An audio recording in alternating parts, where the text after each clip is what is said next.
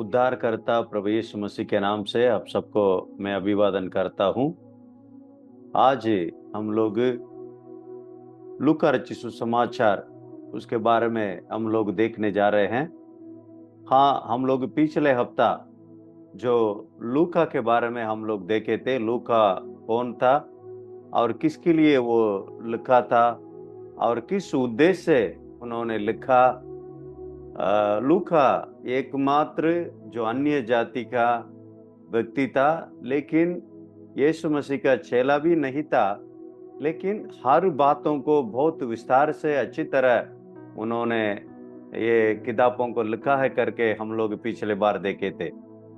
हाँ प्रियो, लूका जो एक अन्य जाति था और लगभग 40 लोग ये बाइबल को लिखे हैं पवित्र आत्मा का प्रेरणा से, लेकिन उसमें केवल लूका ही अन्य जाति व्यक्ति था और पूरे के पूरे जो 39 लोग वे लोग जो यहूदी लोग थे, ये अकेला ही जो गैर यहूदी था। उन्होंने 2 किताबों को लिखा, जो पहला लूका रचित सुसमाचार और दूसरा प्रवक्ता के काम। वो किसके लिए लिखा?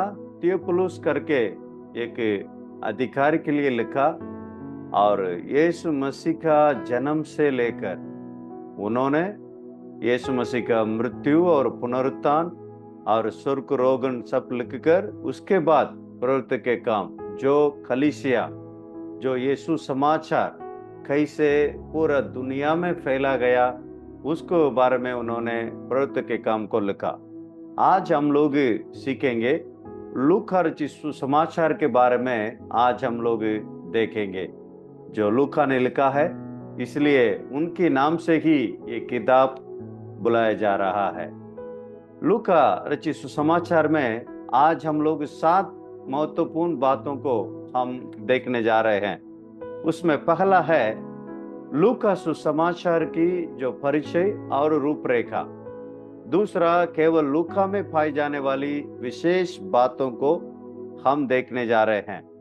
तीसरा, लूका रचित सुसमाचार में यीशु मसीह की जन्म की घटनाएं और बाल्यकाल का बात है और बपतिस्मा, इन तीनों के बारे में हम लोग देखेंगे। और चौथे बात है यीशु की शिक्षाएं, लूका सुसमाचार की विशेषताएं, उसको हम लोग देखेंगे। और पांचवा, लूका रचित सुसमाचार लोगों के प्रति विशेष रुचि वो क्या है, उसके बारे में अभी देखेंगे। और छठवीं है लूका रचित सुसमाचार अन्य प्रमुख विशेषताएं, इसके अलावा और विशेषताएं क्या है, उसके बारे में भी अभी हम देखेंगे। और अंतिम जो 7वां बात है, लूका रचित सुसमाचार को कैसे पढ़ें।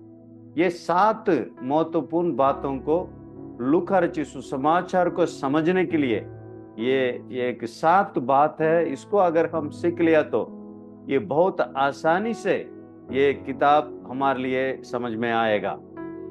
पहले हम देखेंगे लूका रचित सुसमाचार की परिचय और रूपरेखा। परिचय में हम ये देखते हैं, चारों सुसमाचारों में लूका की सुसमाचार बहुत लोकप्रिय और अधिक पढ़ा जाने वाला है।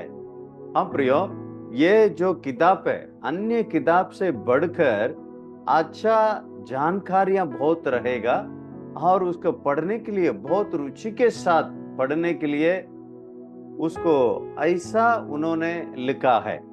लेकिन बात यह है जो उसको अनेक विशिष्ट संदेशों पर पर्याप्त ध्यान नहीं दिया जाता है, लेकिन लोग उसको इतना सुंदर तरीका से, जो विस्तार तरीका से, ऐतिहासिक तरीका से उन्होंने लिखा है, लेकिन उसको बहुत ध्यान लोग नहीं देते हैं। लेकिन बहुत महत्वपूर्ण एक किताब को लूका रचित सुसमाचार ने उसमें हम देख सकते हैं।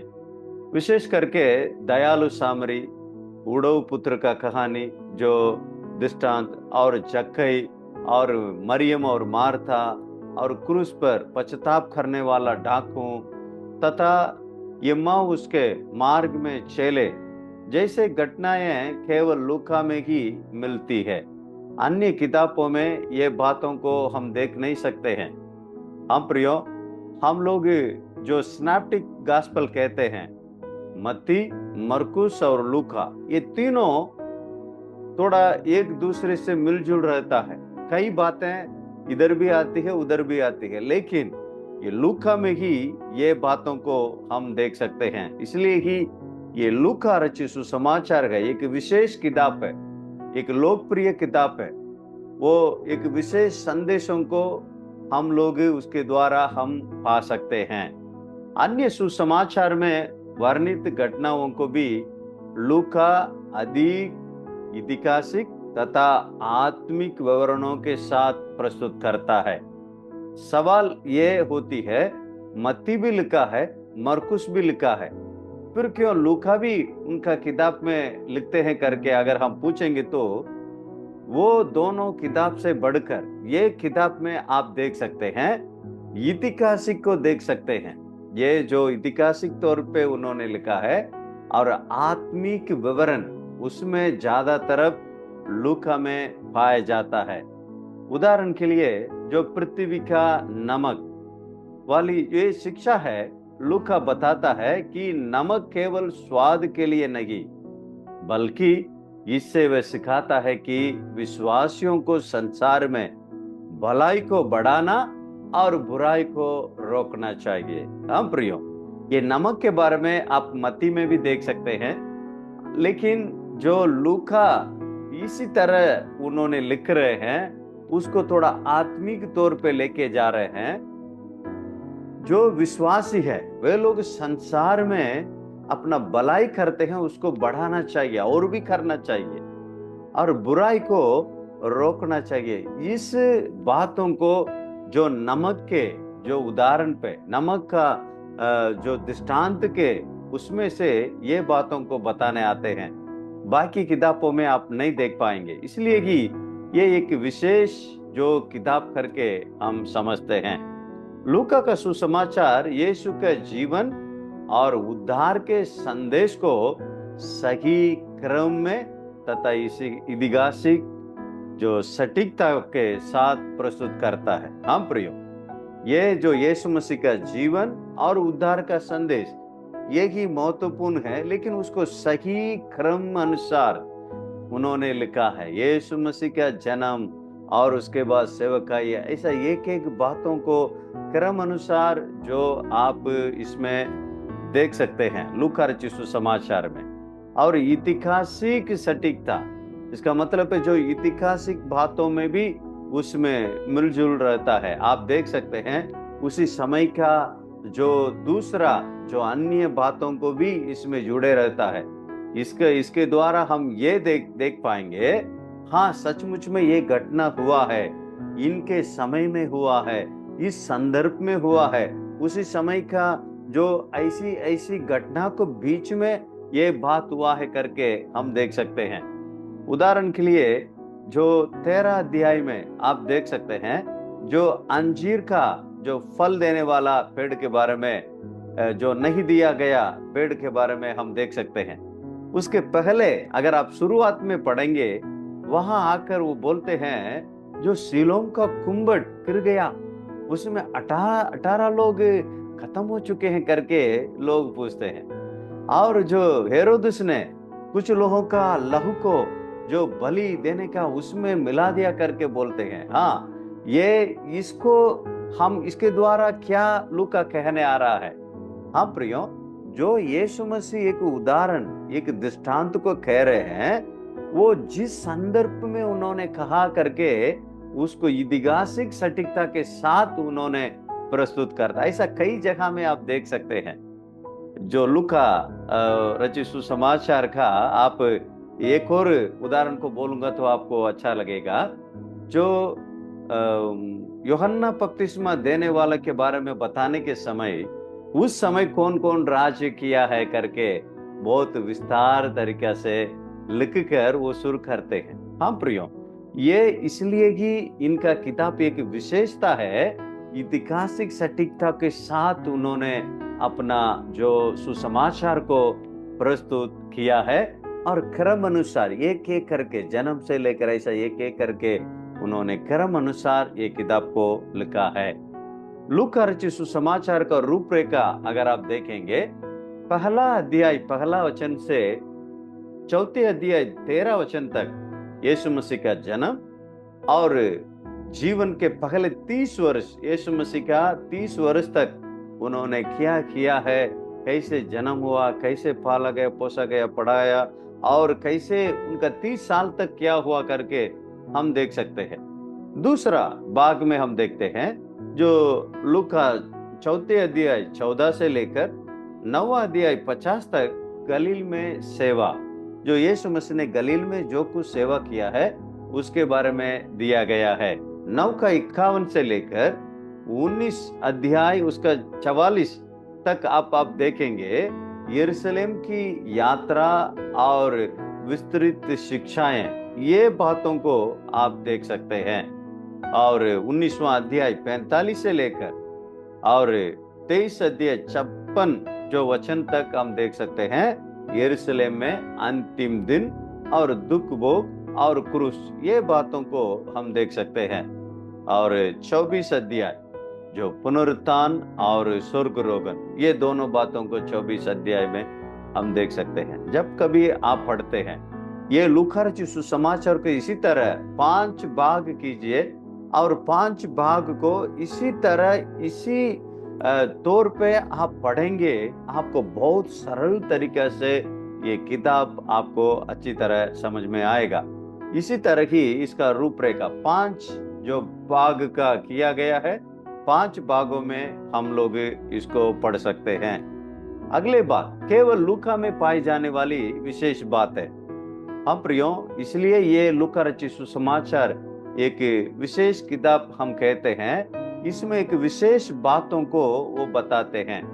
पहला, यीशु के जन्म और बाल्यकाल का विस्तृत वर्णन। उन्होंने छोटा से या तो थोड़ा से कुछ बातों को बता के नहीं, बहुत विवरण से उन्होंने इसको बताता है, जो यीशु मसीह का जन्म के बारे में और बाल्यकाल का विस्तारित जो वर्णन, इसको हम देख सकते हैं। और दयालु सामरी का दृष्टांत, और कहीं आप देख नहीं सकते हैं, केवल लूका रचित सुसमाचार में ही आप देख पाएंगे। और मरियम और मार्था का जो घटना है वो लूका में ही हम देख सकते हैं। खोए हुए पुत्र का दृष्टांत, जो उड़व पुत्र कहते हैं, और धनी मनुष्य और लाजर, और जक्कई का मन परिवर्तन, और क्रूस पर पश्चाताप करने वाला डाकू, और यम्मा उसके मार्ग में जो पुनरुत्थित जो यीशु का प्रकट होना और चेले लोगों से बातें करके वो जा रहे थे, वो बात भी ये सभी लूका में ही पाया जाता है। एक विशेषता है इसका। और दूसरा है, हम लोग इसमें एक और बात को देख सकते हैं। तीसरा है लूका रचित सुसमाचार जन्म की घटनाएं और बाल्यकाल और बपतिस्मा। यीशु मसीह का जन्म, बाल्यकाल और बपतिस्मा, ये तीनों को थोड़ा विस्तार से बताते हैं। और उसको बताने का एक कारण है, उसके बारे में मैं अभी बताना चाहता हूं। ध्यान से सुनिएगा। जन्म की घटनाएं, आप अगर मत्ती रचित सुसमाचार में यीशु मसीह के जन्म का वर्णन को आप देखेंगे, उसमें यूसुफ का दृष्टिकोण से करते हैं। माने जो वंशावली है, यूसुफ का वंशावली, यूसुफ का पापा कौन था, दादा कौन, परदादा कौन, ऐसा ही जाता है। लेकिन लूका में यूसुफ का नहीं, मरियम के दृष्टिकोण से प्रस्तुत करते हैं। मरियम का पिता कौन है, उनका दादा कौन है, उनका ऐसा जाति है। इसका एक कारण क्या है वो भी हम देख सकते हैं। कभी कभी आप इस दोनों को मिलाएंगे, आप उसमें कुछ नाम बदला हुआ आप देख सकते हैं, लेकिन वो गलत नहीं है। मत्ती है यूसुफ का दृष्टिकोण से जो वंशावली, लेकिन लूका मरियम की दृष्टिकोण से वंशावली को उन्होंने लिखा है। यीशु की वंशावली मरियम के माध्यम से आदम तक लेके जाते हैं। आप ध्यान दिए हैं, मत्ती 14 करके उन्होंने जो पीढ़ियों को लिखता है, वंशावली को अब्राहम से शुरू करता है। क्यों अब्राहम से शुरू किया? क्योंकि वो यहूदी लोगों के लिए लिखा। सारे यहूदी लोगों का जो पिता माना जाते थे वो अब्राहम को। लेकिन लूका का उद्देश्य वो नहीं है। लूका का उद्देश्य ये है, ये यीशु मसीह का सुसमाचार संपूर्ण मानव जाति के उद्धार की बात है। यीशु ही सारे मानव जाति के लिए उद्धार करता है, उसको दिखाने के लिए वो आदम तक लेके जाता है। इसलिए ही वो जो पीढ़ी को आप वंशावली को आप देखेंगे आदम तक रहेगा, लेकिन मत्ती में आप अब्राहम से ही शुरू होता है। दूसरा, जो बाल्यकाल की घटना, अन्य किताब में ये नहीं रहेगा, केवल लूका ही यीशु मसीह जो 12 साल की आयु में, जो लूका ने लिखा, और 12 साल की आयु में वो मंदिर गया यीशु मसीह, जो यरूशलेम की मंदिर, और वहां मम्मी 3 दिन के बाद ही पता चला यीशु मसीह वापस हमारे साथ नहीं आया। ये लौट के जाकर यीशु मसीह से बातें किया।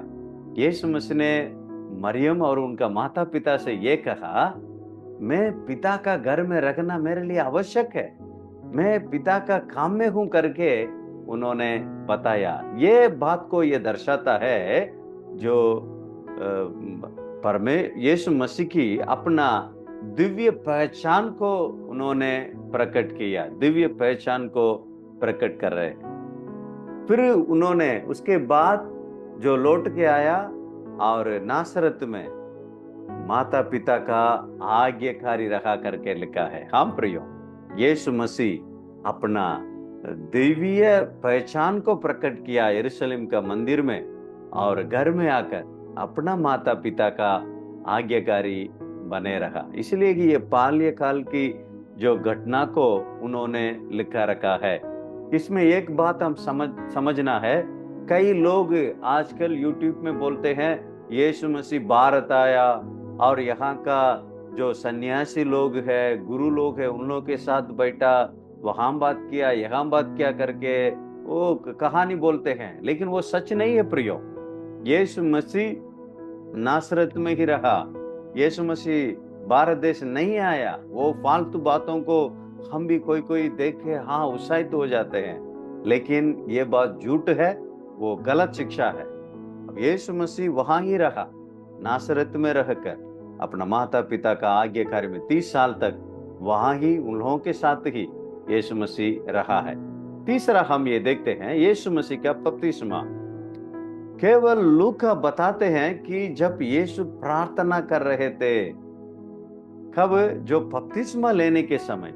मत्ती में भी लिखा है, लेकिन जो लूका लिखता है जो बपतिस्मा लेने के समय प्रार्थना किया करके लिखा, तब पवित्र आत्मा उन पर उतरा करके लिखा है।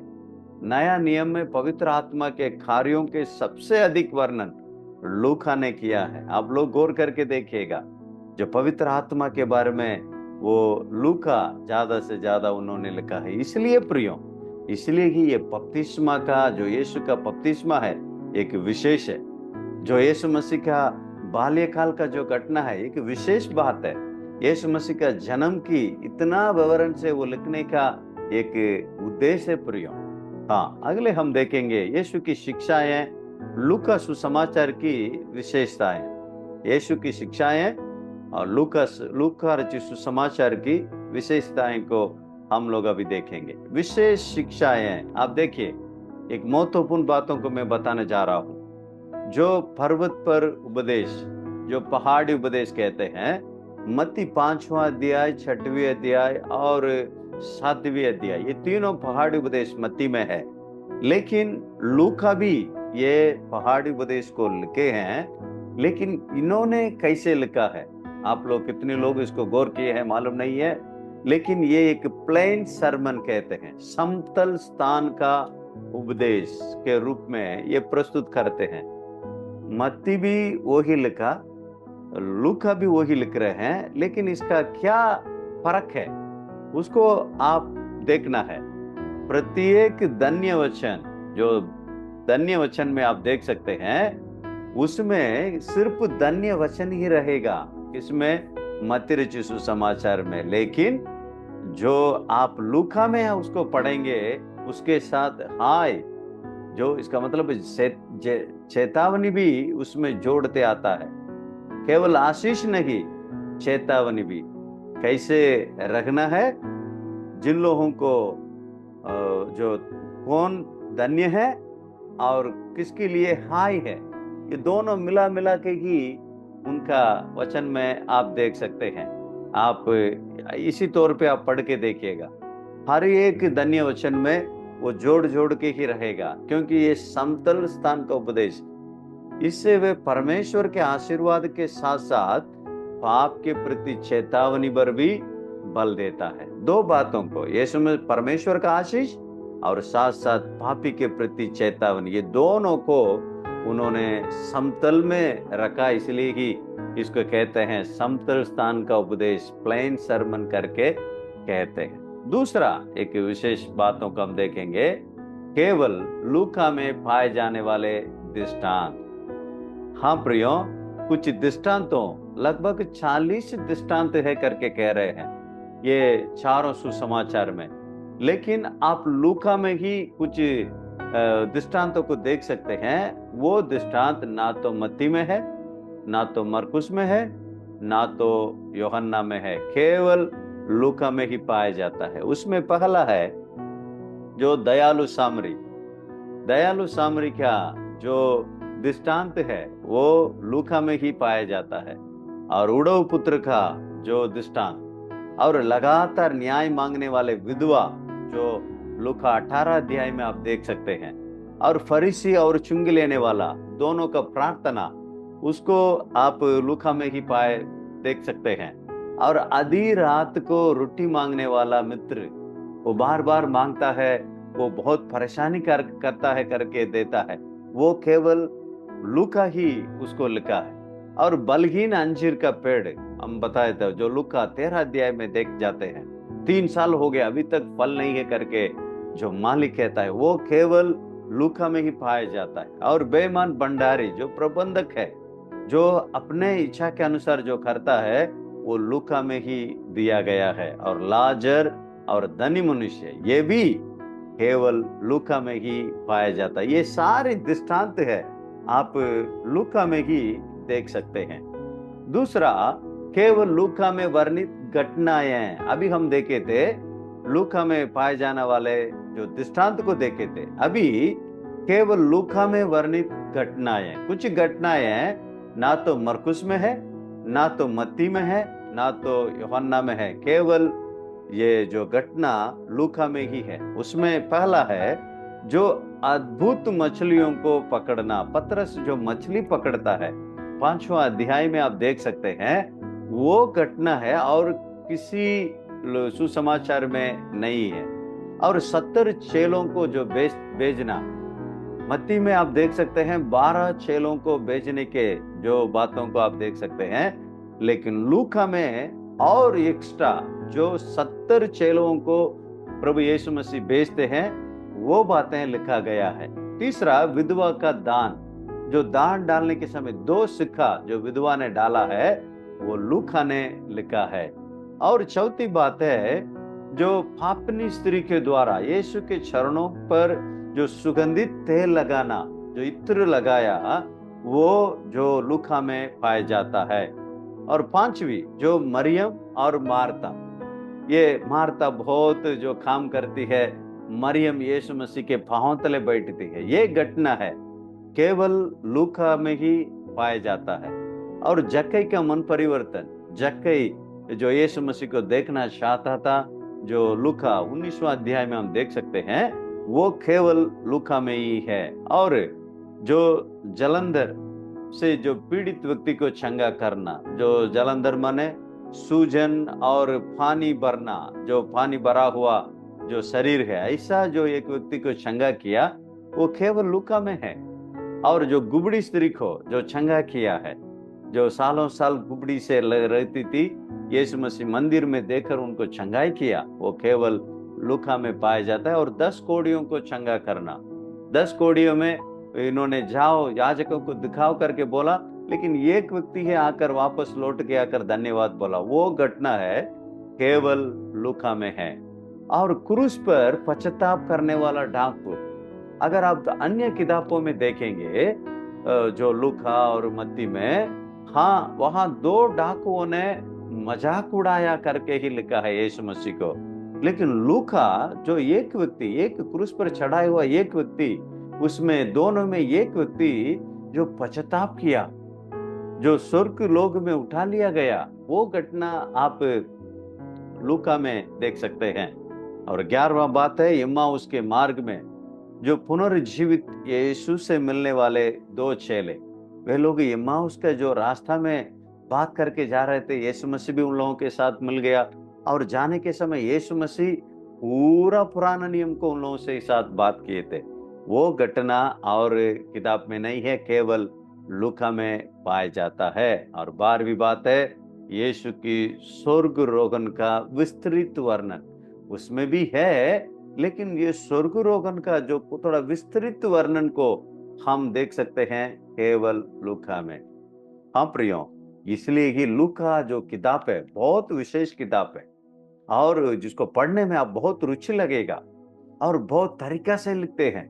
उसमें आत्मिक बातों को जोड़ के रखते हैं और ऐतिहासिक बातों को जोड़ के रखते हैं। इतना सुंदर तरीका से लूका रचित सुसमाचार लिखा गया, और इतनी घटनाएं, विशेष घटनाएं हम उसमें पाया जाता है। 5वां बात है लूका रचित सुसमाचार लोगों के प्रति विशेष रुचि, कुछ लोगों के प्रति विशेष रुचि दिया गया है। उसमें हम लोग कुछ लोगों को उसको देखेंगे।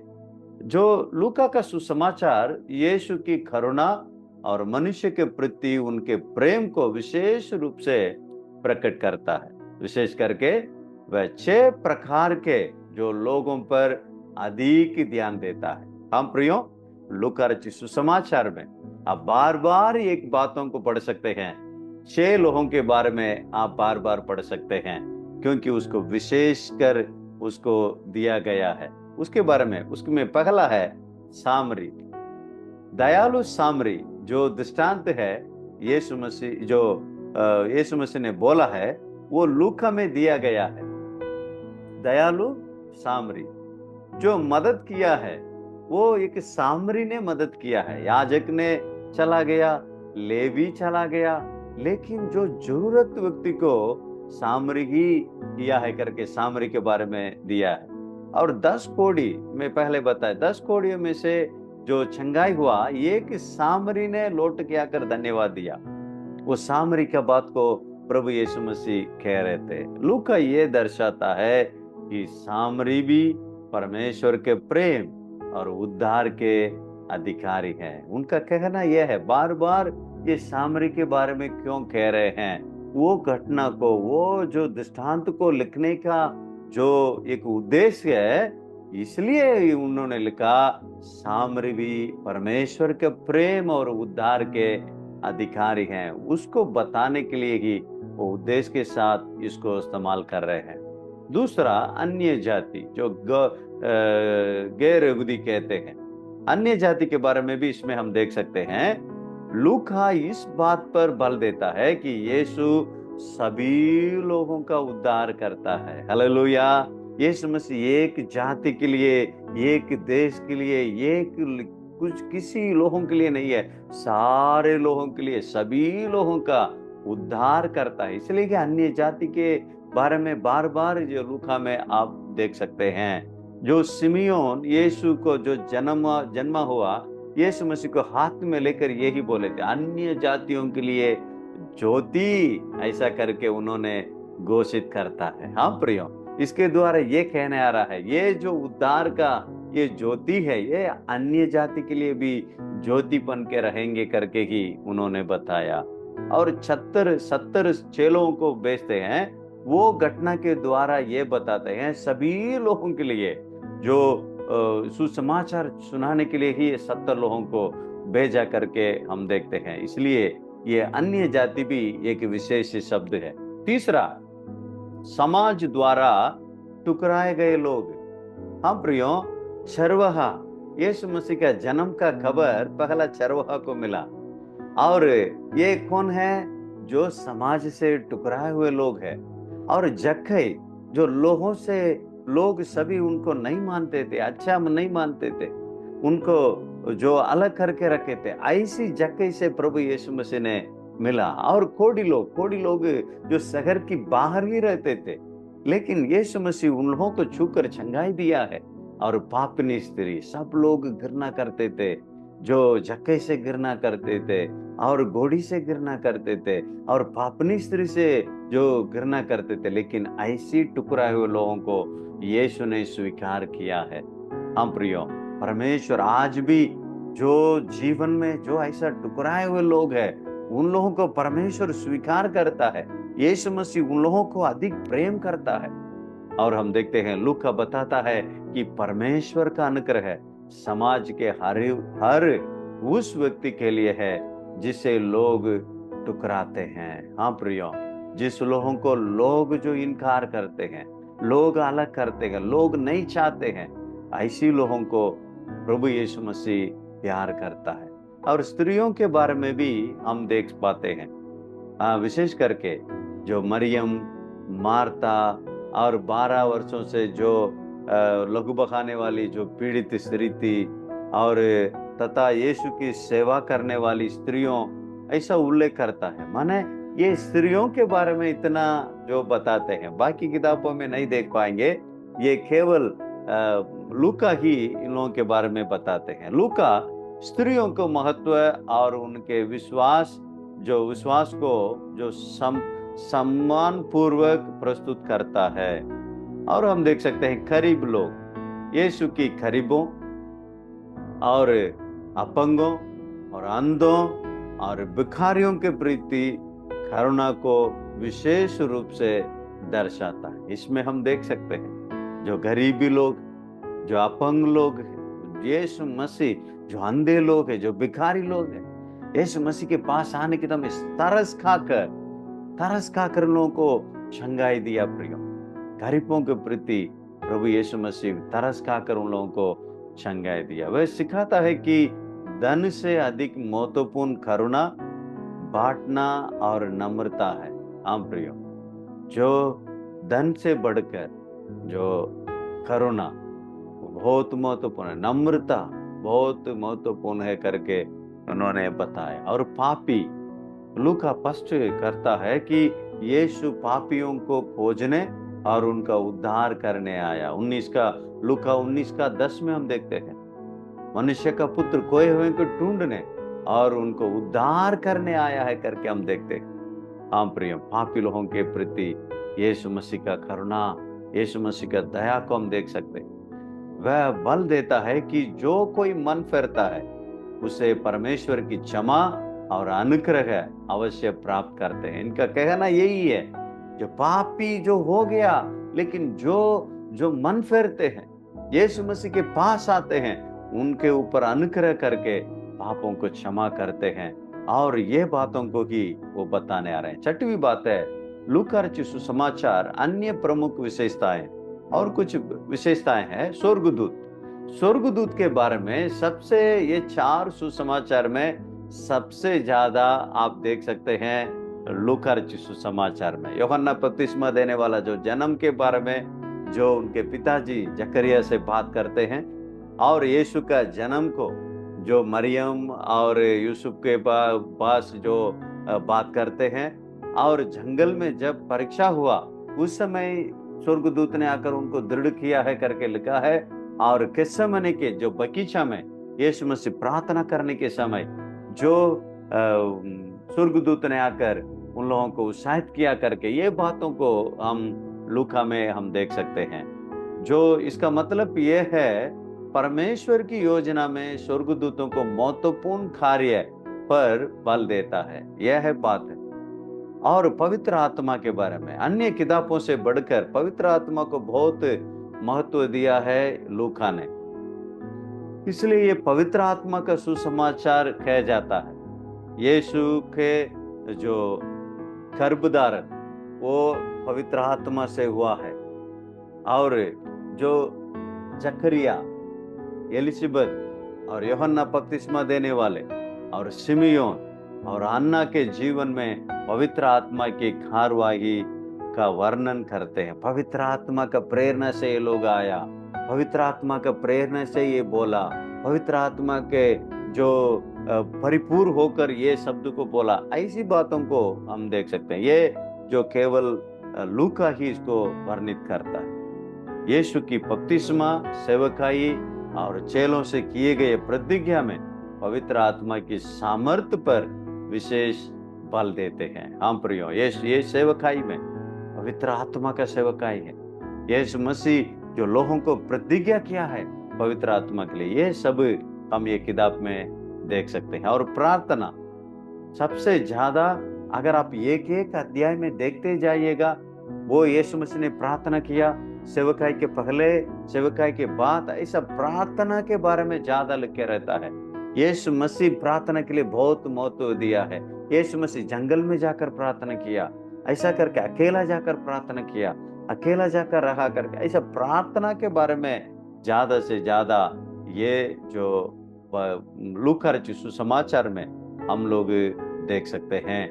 वे चेलों को भी लगातार नम्रता और विश्वास के साथ प्रार्थना की शिक्षा देते हैं। आप देख सकते हैं, जो नम्रता के साथ लगातार प्रार्थना करो, नम्रता के साथ प्रार्थना करो, विश्वास के साथ प्रार्थना करो, ये बातें हैं सबसे ज्यादा लूका में पाया जाता है। और आनंद और स्तुति, ये शब्द भी महत्वपूर्ण है, लूका में ही पाया जाता है। देखिए, इसमें मरियम की गीत है, जकरिया का गीत, स्वर्गदूतों के गीत और सिमियोन का गीत, ये पूरा शामिल है। जन्म में ही इतना गीत को हम पढ़ सकते हैं। लूका इस बात का बल देता है कि मन फराने और उद्धार से स्वर्ग में आनंद होता है। अब देखें ना, एक व्यक्ति मन फेरने से स्वर्ग में आनंदित, ये बातों को लूका बार बार कहता है। पूरा अध्याय में आप आनंद का शब्द आप देखिए, 15 अध्याय में लूका 8 बार ये आनंद का शब्द आती है। इसका मतलब ये है, आनंद को बहुत, स्तुति को महत्व देते हैं। और पांचवी बात है, पूरे दुनिया के लिए सुसमाचार। लूका यीशु को संपूर्ण संसार का उद्धारकर्ता के रूप में प्रस्तुत करते हैं। हाँ प्रियो, इसलिए ही लूका लिखा गया है। ये जो सुसमाचार है, एक लोगों के लिए नहीं, पूरा मानव जाति के लिए है, पूरा संसार के लिए है करके ही, इसलिए ही उन्होंने ये उद्देश्य ही ये किताब को उन्होंने लिखा है। यीशु की वंशावली को हम पहले देखे, आदम तक लेके जाकर, इसका मतलब है पूरा मानव जाति का उद्धार करता यीशु मसीह करके लगातार इस बात को बल देते हैं, सुसमाचार सभी जातियों के लिए है। और उसके बाद प्रवृत्ति के काम में आप देखेंगे, पूरा जातियों के लिए, पूरा दुनिया में कैसे ये सुसमाचार फैला गया उसको बताता है। सातवां और लास्ट बात बता के मैं समाप्त करना चाहता हूँ, लूका रचित सुसमाचार को कैसे पढ़ें। कुछ बातों को मैं बताना चाहता हूँ, आप लोग बड़ी ध्यान से सुनिएगा। पहला है मानवता का सुसमाचार। लूका यीशु को संपूर्ण मानव जाति के उद्धारकर्ता के रूप में प्रस्तुत करता है। पूरे सुसमाचार का मुख्य विषय क्या है? उद्धार। लूका रचित सुसमाचार का मुख्य विषय क्या है? अगर आपसे पूछेंगे, आप बोलना है सैल्वेशन, उद्धार ही मुख्य शब्द है। लूका स्पष्ट रूप से बताते हैं कि आज और अभी उद्धार उपलब्ध है, अभी ही आपका उद्धार का आपको देने के लिए तैयार है, आज ही देने के लिए तैयार है। आप तैयार है? ऐसा ही ये किताब रहेगा। करुणा और क्षमा और मन फेरना के द्वारा प्रत्येक व्यक्ति उद्धार प्राप्त कर सकते हैं। ये ही जो लूका रचित सुसमाचार को ऐसी जो नजर में, ऐसी मन में रखते हुए मानवता का सुसमाचार है करके आप पढ़ के देखिए, आप ये बातों को समझ में आएगा। आनंद का सुसमाचार, मैं पहले ही बोला, जो आनंद और स्तुति का सुसमाचार है। खोए हुए भेड़ें, खोए हुए सिक्के और खोए हुए पुत्र, और ये सभी जो वापस मिलने के समय बहुत आनंदित हो, 8 बार उसको देखते हैं। और ये सुसमाचार जो पुनरुत्थान जो यीशु के मिलने वाले छेलों को आनंद के साथ समाप्त होता है। हाँ, ये किताब आनंद के साथ ही समाप्त होती है और स्वर्ग के ओर ले जाने वाली सुसमाचार है। लूका स्वर्गदूतों का, पवित्र आत्मा, प्रार्थना और स्वर्ग की आशा पर विशेष बल देता है। उनका उद्देश्य है कि सभी लोग परमेश्वर के राज्य में सहभागी बने, यही उनका उद्देश्य है प्रियो। और वे स्पष्ट रूप से घोषणा करते हैं कि यीशु संसार के उद्धार करता है। हालेलुया। अब एक व्यक्ति के लिए, एक लोगों के लिए नहीं, पूरा लोगों के, पूरा संसार के लिए उद्धार करता है यीशु मसीह करके वो बताते हैं। और सरल और स्पष्ट सुसमाचार, लूका ने अपने सुसमाचार को क्रम से और अच्छा भाषा में लिखा है, क्रम अनुसार और अच्छी भाषा में उन्होंने लिखा है। एक ही मुख्य संदेश है जो प्रत्येक दृष्टांत का एक ही मुख्य संदेश को उन्होंने प्रकट करते हैं। विशेषकर हम लूका 15 और 16 में देखते हैं, अध्याय में देखते हैं, कोई हुओं को खोज, जो खोए हुए हैं उनको परमेश्वर खोजता है, और मन फिराओ, बहुत महत्वपूर्ण बात है, और परमेश्वर का अनुग्रह है और सच्चे चेलापन। आप ये पूरा जो बातों में आप देख सकते हैं, जो कोई हुओं को खोजना और मन फिराओ और परमेश्वर का अनुग्रह है और सच्चे चेलापन, इसके ओर से ही पूरा रहता है। उसको हम ये दोनों अध्याय में से ही हम देख सकते हैं। ये बातों को ही ज्यादा से ज्यादा उन्होंने बताया है। खोई हुई भेड़ों का उसका मुख्य संदेश क्या है? जो एक पापी पश्चाताप करने से स्वर्ग में बड़ा आनंदित होगा। खोए हुए सिक्का का क्या अर्थ है? परमेश्वर प्रत्येक व्यक्ति को बहुमूल्य समझकर खोजते हैं, यही मुख्य संदेश है। उड़व पुत्र का मुख्य संदेश क्या है? परमेश्वर पश्चाताप करने वालों को प्रेम से स्वीकार करते हैं और आत्म धार्मिकता की निंदा करते हैं। जो अपने आप को धर्मी समझते हैं उनको निंदा करते हैं, जो अपने पापों को मान के स्वीकार करके आते हैं, प्रभु यीशु मसीह उन लोगों को स्वीकार करते हैं। जो बेईमानी के भंडारी, उन लोगों के उसमें मुख्य संदेश क्या है? संसार की धन का उपयोग परमेश्वर के कार्य के लिए बुद्धिमानी से करना है, उसको ही वो दर्शाता है। और पांचवा बात है, जो धनी मनुष्य और लाजर, उसका मुख्य संदेश क्या है? निर्दयी जीवन न्याय का सम्मान करेगा और परमेश्वर के वचन का पालन करना आवश्यक है। हम प्रियो, ये बातों को ही हम देखते हैं। ये एक एक जो दृष्टांत को कहने किया, जो एक घटना को जो कहने का मतलब यह है, उद्देश्य है, उसमें कुछ बातों को हमें प्रभु यीशु मसीह सिखाते हैं। इसलिए हम ये किताब से हम बहुत महत्वपूर्ण बातों को हम लोग सीखते हैं। इसी तरह इस नजर में आप ये किताब को आप देखिएगा, ये किताब आपको बहुत सरल तरीके से इसको सीखने में आपको मदद करेगा। हम प्रियो, परमेश्वर जो यीशु मसीह का जो संदेश है, यीशु मसीह का उद्धार का संदेश है, केवल हमारे लिए नहीं, पूरा मानव जाति के लिए है। इसलिए प्रियो, ये लूका किस उद्देश्य से उन्होंने लिखा है? पूरा मानव जाति का उद्धार करता केवल यीशु मसीह है। ये सुसमाचार पूरा संपूर्ण मानव जाति, संपूर्ण जो संसार के लिए है करके उन्होंने लिखा है।